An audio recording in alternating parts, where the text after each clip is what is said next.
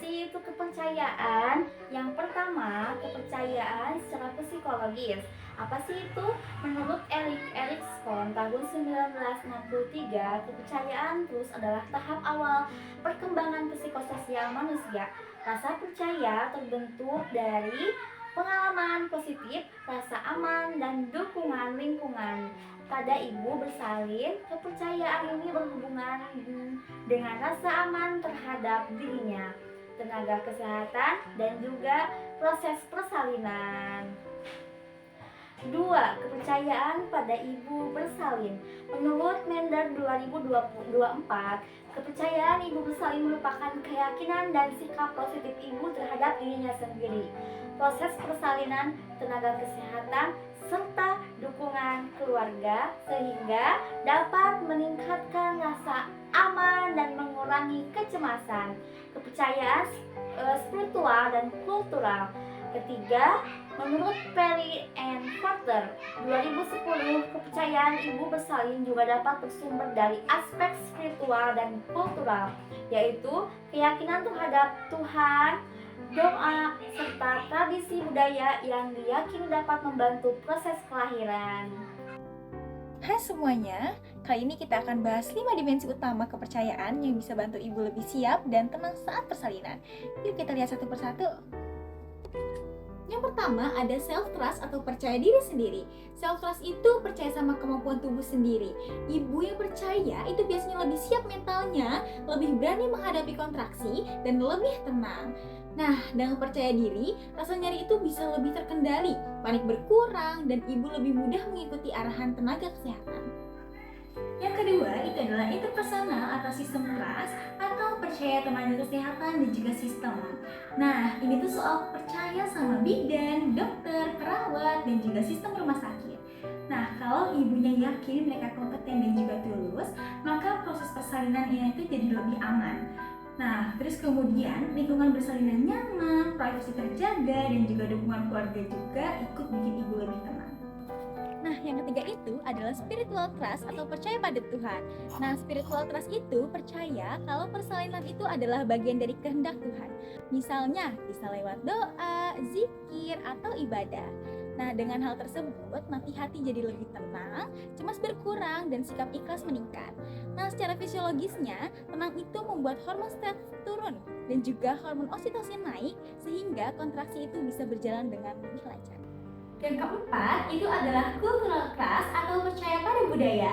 Nah, cultural trust ini adalah percaya pada tradisi atau nilai budaya yang diyakini saat melahirkan. Nah, selama ia tidak bertentangan dengan hal medis, budaya ini justru bikin ibunya itu lebih nyaman. Misalnya, ditemani oleh ibu kandung atau tokoh yang dihormati yang bisa membuat ibunya itu bisa bikin rileks. Sehingga, pada saat persalinan, itu akan bisa berjalan lebih lancar. Nah, jadi yang terakhir itu adalah trust dari kehidupan sehari-hari atau habits dan juga dukungan keluarga. Nah, kepercayaan itu juga dibentuk dari kebiasaan sehat dan support keluarga. Dengan nutrisi yang baik, olahraga ringan, kontrol rutin, dan juga dukungan nyata dari keluarga itu bisa bikin ibu yakin dan bisa melewati persalinan. Nah, dengan adanya kehadiran suami atau orang terdekat, itu dapat meningkatkan keberanian mengejar. Nanti, hormon endorfin dan oksitosin itu naik, bantu proses persalinan lebih lancar. Nah, jadi dari 5 dimensi kepercayaan tersebut itu dapat saling mendukung supaya persalinan itu bisa lebih aman, lancar, dan juga tenang. Yuk persiapkan diri dan juga dukung ibu hamil di sekitar kita. Dalam persalinan, kepercayaan psikologis memiliki dampak besar.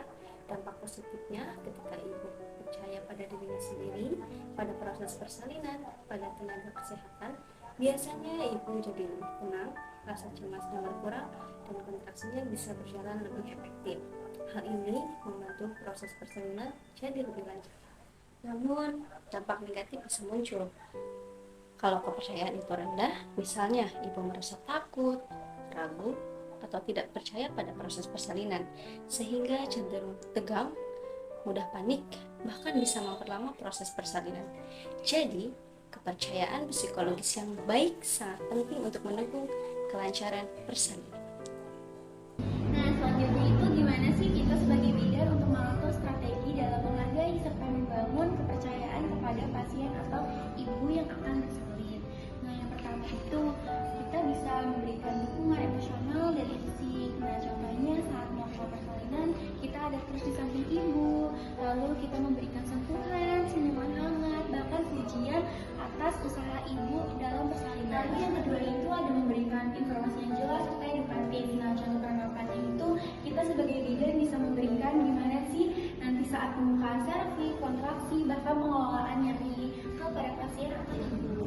Lalu yang ketiga itu ada mendengarkan serta menghargai kebutuhan ibu. Nah, contoh penerapannya itu kita sebagai bidan mengadakan konsultasi sebelum persalinan, di mana kita akan memberikan ruang kepada ibu untuk ibu menyampaikan apa yang dikhawatirkan, bahkan apa ada rasa percaya yang ibu kurang untuk persalinan nanti. Lalu yang keempat itu menghargai keputusan ibu. Nah, contoh penerapannya seperti misalkan terserah apa yang pasien mau ya, seperti misalkan ibunya pengen persalinan normal atau sesar. Lalu yang kelima ada membangun hubungan yang baik atau berkelanjutan serta kepercayaan. Nah, contohnya setelah masa persalinan kita membangun hubungan yang baik dengan berkonsultasi lagi, follow up kepada ibu gimana persalinan yang kemarin, lalu serta memberi ruang kepada ibu untuk menceritakan hal-hal dalam persalinan yang ia lewati. Perkembangan